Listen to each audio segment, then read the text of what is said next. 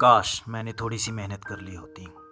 काश उस दिन मैंने समय ना गवाया होता तो आज मैं किसी और मुकाम पर होता।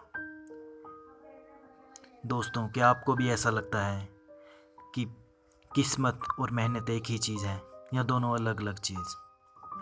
तो चलिए, आज मैं आपको जो कहानी बताने जा रहा हूँ वो कहानी है कड़ी मेहनत, परिश्रम, किस्मत और सपनों की उड़ान की।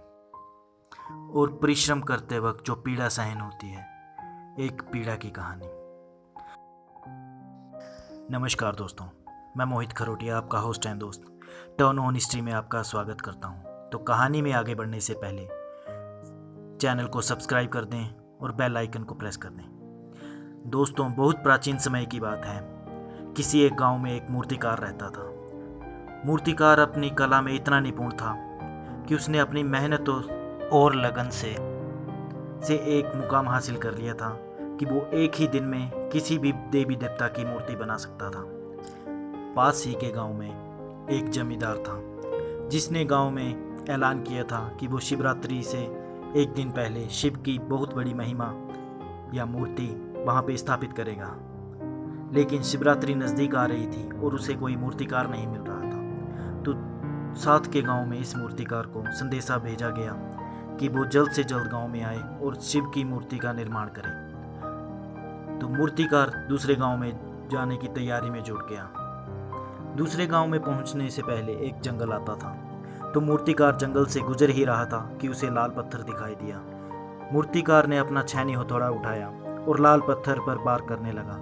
तभी धीरे से अंदर से आवाज आई कि मुझ पर चोट क्यों कर रहे हो?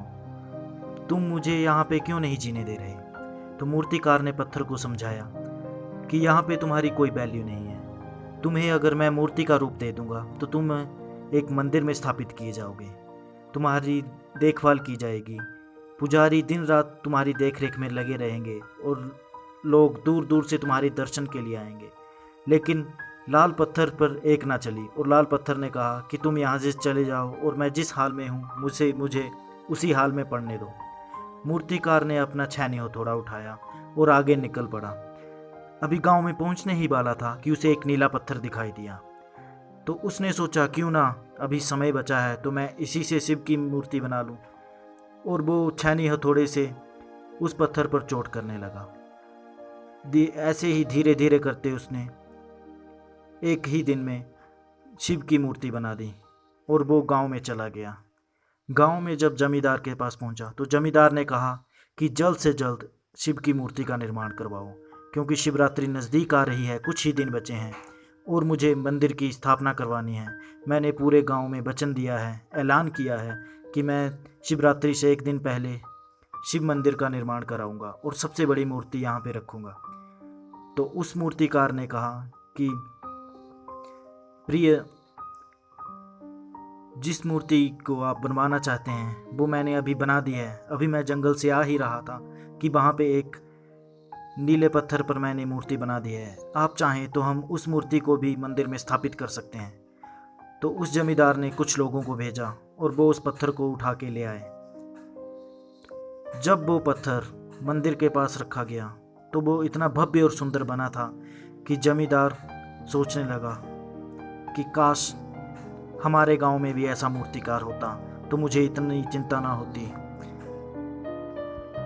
अब ये पत्थर शिव की एक बहुत बड़ी महिमा का रूप ले चुका था, जहाँ पे मंदिर भी स्थापित हो चुका था। अब मंदिर में उस मूर्त को देखने दूर दूर से लोग आ रहे थे। शिवरात्रि को अभी सिर्फ 2 दिन बाकी थे कि एक अन्य ब्राह्मण ने भविष्यवाणी कर दी कि यह मंदिर अभी पूर्ण रूप से संपन्न नहीं हुआ है।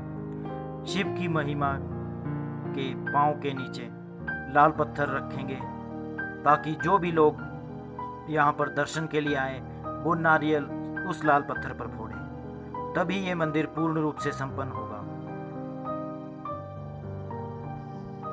अब उस जमींदार की मुसीबत और बढ़ गई कि पूरे गांव में लाल पत्थर कहीं भी नहीं मिल रहा था। इस पर मूर्तिकार ने उसे बताया कि जहाँ पे मेरे गांव की शुरुआत होती है उस जंगल में लाल पत्थर है। यदि आप अपने कुछ लोगों को भेजें तो मैं उनके साथ जाके उस लाल पत्थर को ले आ सकता हूँ। जमींदार ने भी इसी प्रकार किया।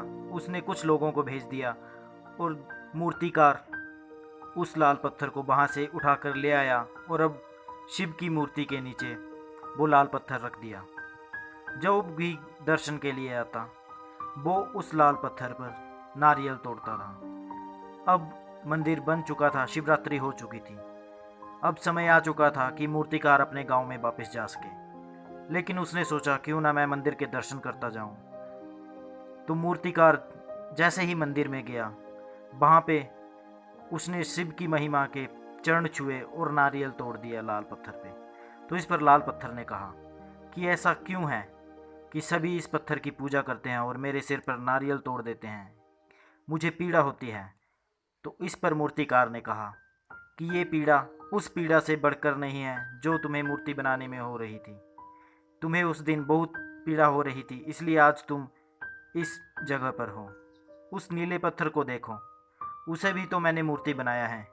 यदि उसने भी तुम्हारी तरह इसी प्रकार का बर्ताव किया होता तो आज वो शिव की इतनी बड़ी मूर्ति ना होता और तुम इस जगह पर ना होते। तो दोस्तों, ऐसा ही कुछ हमारे जीवन में भी है। हम मेहनत तो करते हैं, लेकिन मेहनत के समय जो हमें पीड़ा होती है उस पीड़ा को हम कुछ समय तक बर्दाश्त नहीं कर सकते, जिस कारण हम अपने सपनों में असफल रह जाते हैं और उन्हें पूरा नहीं कर सकते या कर पाते। इसीलिए मेहनत करिए और उस समय जो भी मुसीबतें आ रही हैं उनका सामना डट कर करिए। धन्यवाद दोस्तों। उम्मीद करता हूँ कि आपको ये कहानी पसंद आई होगी। चैनल को सब्सक्राइब करना ना भूलें और बेल आइकन प्रेस कर दें और वीडियो को अपने दोस्तों तक शेयर करें।